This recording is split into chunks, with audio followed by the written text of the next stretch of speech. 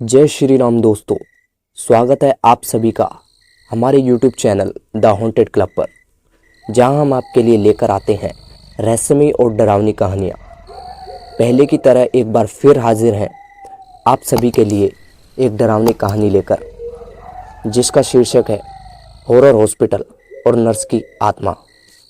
यह कहानी एक सच्ची घटना पर आधारित है, तो कृपया करके इसे अकेले में ना सुनें। चलिए शुरू करते हैं अपनी आज की कहानी को।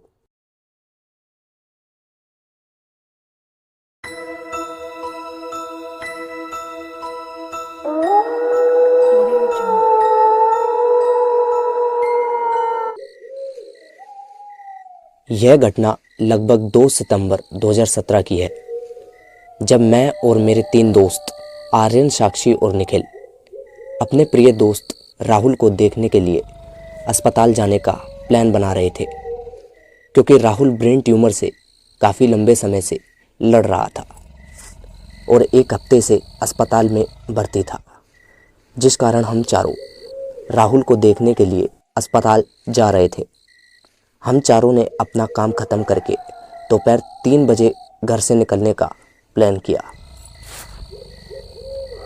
हम आर्यन की फॉर्च्यूनर कार में बैठकर राहुल का हालचाल पूछने अस्पताल के लिए 3 बजे रवाना हुए। हम चारों गाड़ी में अपने अपने सुख दुख की बातें करते करते अस्पताल लगभग रात के 8 बजे पहुँचे। अस्पताल हमारे घर से लगभग 150 किलोमीटर दूर था, जिस कारण हम वहाँ लेट पहुँचे थे। यह अस्पताल गांव के एक सुनसान इलाके में था और अस्पताल के पीछे एक विशाल शमशान घाट था। साक्षी यह देखकर घबरा गई थी। तभी मैं बोला, भाइयों डरने की कोई बात नहीं है, अपने राहुल भाई से मिलकर आते हैं, फिर अपने घर के लिए निकल लेंगे। निखिल बोला, हाँ हाँ क्यों नहीं, चलो भाइयों, रात भी हो रही है। पर हमें क्या पता था कि ये रात हमारे लिए भयानक हो जाएगी।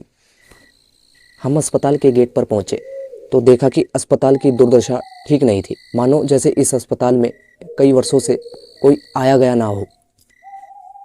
पर हमने इग्नोर किया और अस्पताल के अंदर दाखिल हुए। हमारा दोस्त राहुल वार्ड नंबर 334 में एडमिट था।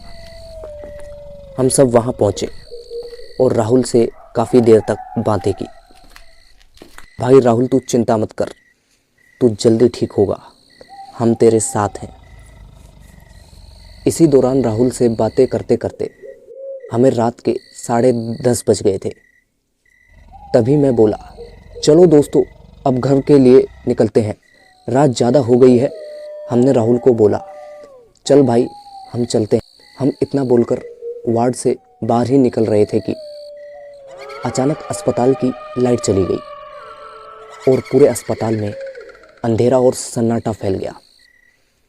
हम सब डर गए, लेकिन आर्यन की एक बड़ी गंदी आदत थी। वो ऐसी डरावनी स्थिति में बहुत मजाक करता था।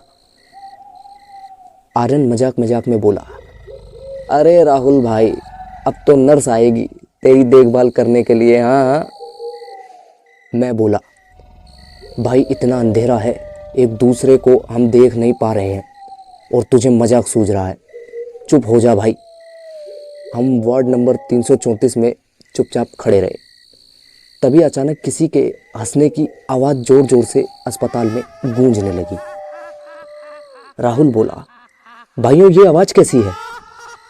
मैं बोला, कुछ नहीं भाई, तू आराम कर, एक बार लाइट आ जाए हम चले जाएंगे। हमने वार्ड नंबर 334 से आवाज़ लगाने की काफ़ी कोशिश की, लेकिन हमारी मदद के लिए कोई नहीं आया। थोड़ी देर बाद लगभग 12:30 बजे लाइट आई और जैसे ही लाइट आई मेरे सामने एक नर्स खड़ी थी। मैं ये देखकर एकदम से डर गया। तभी मैं बोला, मैम इतनी पास आप खड़ी हो गई हो और घूर रही हो, मैं डर गया था। नर्स कुछ नहीं बोली और राहुल को दवाइयाँ देने लगी। निखिल बोला, मैम लाइट क्यों चली गई थी? नर्स ने कुछ नहीं बोला। निखिल गुस्से में बोला, मैम मैं आपसे बात कर रहा हूँ। नर्स का कोई रिस्पॉन्स नहीं था। मैं बोला, चलो दोस्तों यहाँ से निकलते हैं, रात का 1 बज चुका है, घर भी जाना है। तभी साक्षी बोली, दोस्तों आर्यन किधर है, दिखाई नहीं दे रहा है। और तभी हम आर्यन को ढूंढने लगे। उसे हमने कॉल भी बहुत किए, उसने हम में से किसी का कॉल रिसीव नहीं किया। हम बहुत ज़्यादा घबरा गए थे। हम आर्यन को ढूंढते ढूंढते अस्पताल के मेन गेट तक पहुंचे। तभी मैंने देखा कि आर्यन का लॉकेट गेट पर पड़ा हुआ था, जो उसे मैंने गिफ्ट दिया था। यह देखकर हम और भी ज़्यादा घबरा गए। हमारे दिमाग में तरह तरह के उल्टे सीधे विचार आने लगे थे कि इतने बड़े अस्पताल की लाइट इतनी देर तक कैसे जा सकती है, और वो नर्स हमारी बातों का जवाब क्यों नहीं दे रही थी, और आर्यन अचानक कहाँ गायब हो गया। इन बातों ने हमारा दिमाग खराब कर दिया था। तो दोस्तों, यह थी आज की कहानी। अगर आप जानना चाहते हैं कि आर्यन के साथ आखिर क्या हुआ, तो पार्ट 2 के लिए कमेंट करें, और वीडियो पसंद आई हो तो चैनल को सब्सक्राइब और वीडियो को लाइक करें। मिलते हैं पार्ट 2 में। Thank you.